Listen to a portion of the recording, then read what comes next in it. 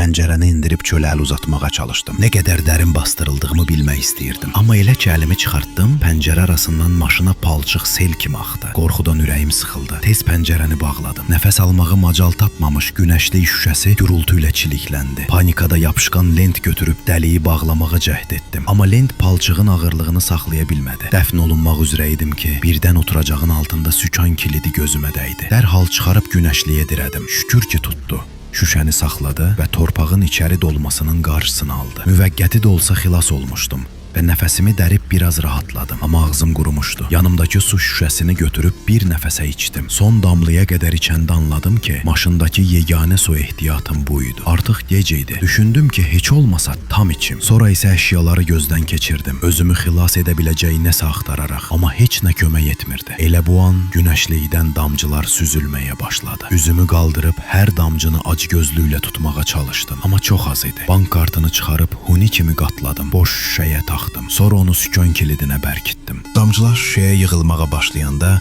sevinclə əl çırpdım. Öz dahiyanə ideyama valeh oldum. Amma bu sevinç uzun çəkmədi. Nəfəsim getdikcə daralırdı. Maşının içində oksigen sürətlə tükənirdi. Tezliklə çıxış yolu tapmasam boğulacaqdım. Qatlanmış kreslodan metal borunu çıxartdım. Qapağı açıb dırnaq qayçısı ilə deşiyi açdım. Sonra kəndir tapıb möhkəm düyünlədim. Qapağın içindən keçirib boruya soxdum və sıx bağladım. Bu hərəkətləri bitirəndə özümə valeh oldum. Borunu möhkəm tutub yuxarı itələdim. Amma ilk boru keçmədi. İşıq görünmədi. Məcbur ikinci borunu qoşub yenə itələdim. Sonra üçüncünü. Oksigen çatışmazlığından nəfəsim kəsilirdi. Gücüm qalmamışdı. Carcek çıxarıb borunun altına qoydum. Amma o da tezliklə limitə çatdı. Boru hələ torpağı dəlib keçməmişdi. Təslim olmadım. Çiyinlərimə yorğan salıb bütün gücümlə yuxarı itələdim. Dözülməz ağrıya baxmayaraq. Birdən çiyinlərimdə inanılmaz yüngüllük hiss etdim. Boru torpağı dəlib çıxdı. Gözlərimə inanmırdım. Tezliklə tel salıb qapağı açdım və irələ əyilib baxanda ümid işığının parıltısını gördüm.